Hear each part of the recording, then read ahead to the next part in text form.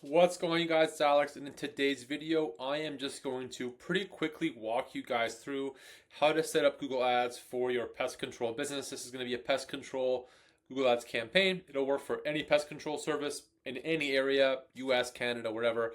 I'm going to walk you guys through how to do that. I'm not going to go over things like landing pages, conversions, anything like that. It's just going to be a really basic, straightforward tutorial to show you guys how to set up your Google Ads for your pest control business so you can get them up and running and start getting leads coming in.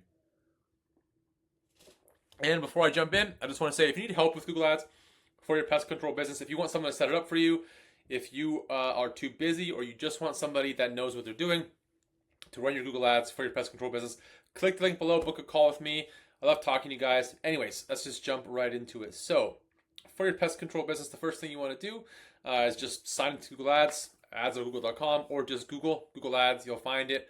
Follow through with the prompts. Google will make you sign up for an account, a completely random account or campaign when you start. So just pause all that and then get to this screen.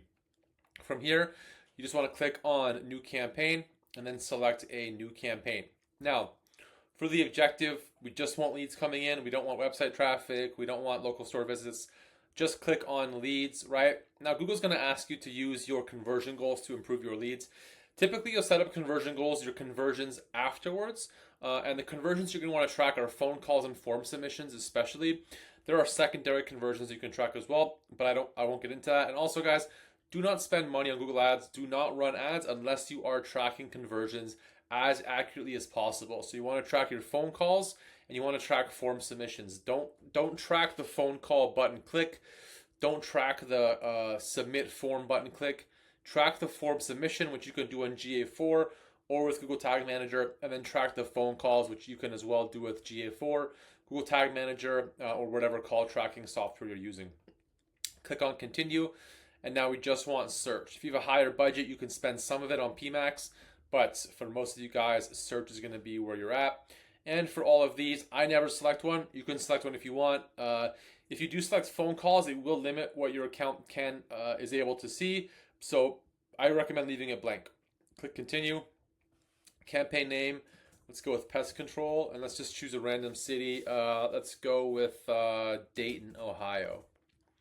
Pest control Dayton. Right? Click on start new. Now, for bidding, I always recommend going with a manual CPC bidding strategy from the start. If you are in a rush or you just want to have a campaign that is kind of a set it and forget it as you can just go with clicks. I still don't recommend this. I would always split test this, but I still don't recommend having it starting out with your bidding strategy as clicks. If you are going to set it as clicks, always set a maximum cost per click bid limit. You will need to use Google Keyword Planner to see what your maximum cost per click bid limit is. Otherwise, Google will charge you $90 per click for termite removal. So make sure you set one. It's going to be probably in the $15, $20 range. You'll be able to tell if it's too low or too high based on the data. But for now, I would always change it to manual CPC. You can't do that yet. You have to publish the campaign. I'll show you guys how to do that in just a second once the campaign is published. And do not select this. Click on next. Opt out of these two. Just really low quality networks you don't want to be part of. And if you get errors and stuff, you can just ignore those until your campaign is set up. Now, really importantly, Google is going to have you defaulted into presence or interest as a location option. As you can see, this is targeting people who've shown interest in your included locations. You don't want that. This will show your ad to people outside of your service area, anywhere outside. So you just want to choose presence. So it's just going to be people in or regularly in your included location. Now, to enter your location, I just got water all over myself. That's all right. To enter the location, actually, let me just change my shirt. All right, a little bit embarrassing there, but we're back with a dry t-shirt. Anyways, for the location option, what you want to do is you can enter your location here, but it doesn't always work that well. So just click on advanced search, and then we're going with Dayton, right? So see what Google adds as your location here. This is always a little bit tricky. So for Dayton in particular, I would just go with a radius. I would enter Dayton. Sorry about that. Dayton, Ohio, 20-kilometer radius. That is a far better targeting, right? With the radius option, you can also drag and drop with pin. Click on save. For languages, of course, you want to leave it as English. They'll ask you if you have EU political ads, which we don't. Audience segments you can add in the pest control space. It would be something like this. They might have one for pest control. So you can just search pest, right? They do have this. You can search something like homeowners, whatever is related. And that's going to be good enough to start, right? You don't have to add this, but if you can find anything relevant to add, you can. Now, under ad rotation, I always like to go with do not optimize. This basically forces Google to split test the ads. So you can have 2 or 3 or however many ads in one ad group and split test them based on what's best for you as opposed to what's best for Google. Under more settings, you also want to have an ad schedule. If you are taking calls, you want to make sure that you are going to be available to answer the phone. So typically that's going to be from, let's say, 8 a.m. until 8 or 9 p.m. You want to be available when people are there home after work, especially when they discover some issues. And yeah, from there, just click on next. You can skip these. These campaigns are not running very well at the moment. The AI ones, you can skip on that. Now, for the keyword research part, this is where you're going to add the actual keywords. Now, one of the problems people run into that I find a lot is people will add pest control, termite control, bee removal, mouse infestation. They'll add all of this into this one single ad group. So right now, we're at the ad group level. We're building out our first ad group. So the campaign is just the broad targeting. It's the location targeting. It's just the main settings. The ad groups are going to be the different services that you target, right? So, for example, this would just be broad pest control. But if you did want to target something like termite control, or even to just find your keywords, what you want to do is go back, open a new tab, click on Tools right here on the left, and then just hover and then select Keyword Planner. Click on Discover New Keywords here, enter your area. So in this case, it's going to be Dayton. Click Include. Click Save. Now, I'll just show you the examples here. You can add pest control and then termite control. The reason you want to have the 2 different ad groups and different keywords within each ad group is you want the termite control ad to bring you to bring the user to a termite control landing page so that it's all relevant to what the user is looking for. Now here, let me just make this a bit bigger. You can see there's, for example, we have a ton of other random ones. So termite control is a keyword that would need its own ad group. For pest control, you just want to add all the relevant pest control ones. So you would add pest control, right? You would add pest control near me. You can go in and see what else there is related to pest control. Pest control services is a good one, right? And 3 to 5 keywords is going to be good. And even on the keyword tool here, what you can do is just add a filter, scroll down to keyword, and just make sure it includes every keyword that does mention pest control, right? So we basically added the best ones. We can also add best pest control near me. But you get the idea here, right? You're going to want to spend some time finding the best keywords for your ad group. Now, this is where we now build out the ad. Now, for the find URL, it'd be something like whatever your landing page is. So it'd be something like pest control Dayton.com/landing page. And I always say this, guys, I'm not going to get into it right now too much, but when you're paying for traffic, you want to send your traffic to a landing page. So a page that is specifically designed to convert paid traffic into leads, right? You don't want to send traffic to your homepage or a service page because people get distracted, right? And now from here, you just want to add anything here. So Dayton can work, right? The location targeting, you can just add pest control.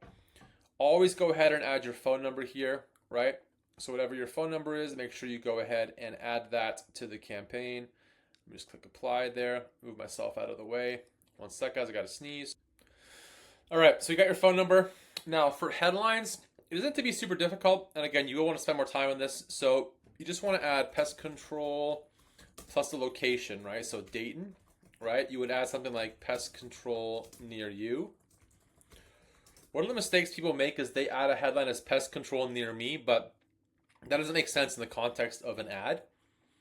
You could say pest control from whatever your price is from 99 or whatever, you would charge monthly or for a one-time service.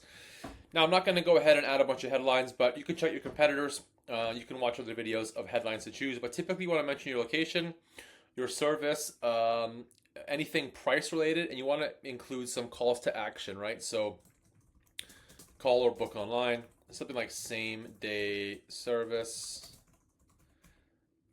right? And then you'd have something like serving all of Dayton. You can add dynamic keyword insertions as well. I have a video on that, or you can just Google that if you know what that is. Descriptions are going to be the same. You just want to go ahead and add both descriptions. So something like looking for pest control in Dayton. We've got you covered. Call now or book online. Serving all of Dayton with the best local pest control services, right? Give us a call now. Boom. You always want to have some calls to action in your descriptions, right? Just makes it a little bit more enticing for someone to actually call. For business name and logo, go ahead and add that if you verified your account, right? So that your business name and your logo can show up on the ad. Now, site links, callouts, and other assets. Another huge mistake people make here is they will add all this stuff here, but you want to add that to the ad group level rather than the actual ad level here. If you add it here, it will add to the campaign level, and then you'll have assets for just pest control, showing for termite removal, stuff like that. It won't be super relevant, especially when you have all the different services. So to add it, just click on campaigns there, click assets, click on assets there. Let this load in. Now just click on plus here. Now you would want to add callouts, you want to add site links, you want to add structured snippets, right? You want to add pricing if you can. Just choose it from there, and it's going to give you another pop-up. Just add to ad group, and then add it to the ad group level every single time. You'll have better data. Your ads will be more targeted. Your click-through rate will be higher. They'll be more relevant, and you'll see better performance overall. Now at this point, just click on next because your ad is done. Google's probably going to ask me to verify. Yep, just one sec. All right, so this is reset your budget. I'm just going to set it at 0.01 only because I don't want Google to charge me. But in pest control, if you have a $50 a day budget, you're going to want to use Facebook ads, right? It is not going to work with Google ads. What you can do here is go back to your keyword tool, right? Tools. Let me move this out of the way. Yeah, I don't know why it's opening here. Anyways, with the average cost per click, for example, it's telling you right here, it's $26. Ideally, you want to get 10 clicks per day, right? So a minimum budget here in Dayton would probably be, that's probably on a bit of a high side. So you'd probably still want to be at least $130 per day Canadian. So maybe $100 per day US, somewhere like Dayton. What you can do is just use your keyword tool, find out what the average CPC is, multiply that by 10 because you want about 10 clicks coming in every day. So Google is not far off with this, right? Now, I just want to set a custom budget because I don't want to get any calls coming in, or clicks rather. So from here, click on next. Google's going to review the campaign really quick, look for any errors. And I'm just going to take the time to say, if you have made it this far, you guys, thanks so much for watching. Don't forget, you can click the link down below. You can book a call with me completely free. If you have any questions about how to run your Google ads for your pest control business, I'm happy to answer any questions you might have. And of course, see if there is any opportunity to work together to help you get more pest control leads so that you can grow your pest control business. I'm just going to pause again while this reviews, and I'm just going to show you guys 2 more things you want to do before you're ready to go on your own and start running your pest control campaign. All right, if it finds any errors, it'll tell you here. Typically, there's not going to be any. At this point, you can just go ahead and click publish. Now it's going to ask you to set up your Google Tag Manager so that you are tracking conversions, right? I'm not going to get into this in this video, but make sure you go ahead and get that set up. Now, really quickly, we want to just change the campaign to a manual CPC bidding strategy. So just click on the gear icon there. And what you can do here is just click on bidding, change a bid strategy, click select the bid strategy directly, and then you'll see here manual CPC. Click save. That's done. You can exit out of that. Now, if we click into the campaign, we can just hit refresh. And what we can do is just name this pest control. So now Google is asking about our default CPC. You're going to have to let the ads run for a while before you decide one. But in pest control, probably $15 is going to be a good starting point. You can also click into the ad group at the keyword list and then change the max CPC here as well, right? Depending on the actual keyword. For pest control, they're all going to be close to one another. What you want to look at here is estimated first position bid and estimated first page bid. Once you start running ads, Google will tell you how much you should spend if you actually want to start showing up on the first page or at the very top. It'll be a huge range here. Like first page probably 10, 15, and the first position for some keywords might be $80 in the pest control space, even more. But Google will give you a range here that you can use to then modify your bids here for manual CPC. You won't get this data for max clicks, so you have to do it manually. And then for even on max clicks, you can just use the impression share data to determine whether or not you're spending too much or too little. In any case, that is really about it, you guys. If you had made it this far, thanks so much for watching. You should be well on your way now to setting up and running a Google Ads campaign for your pest control business. Like I said, guys, I appreciate it. Don't forget, if you have any questions, concerns, if you're not sure if your ads are working right, or you just want someone to run your pest control ads that knows what they're doing, click the link below, book a call with me. I'm happy to take a look at your guys' campaigns. Happy to answer any questions you might have about running Google Ads for your pest control business.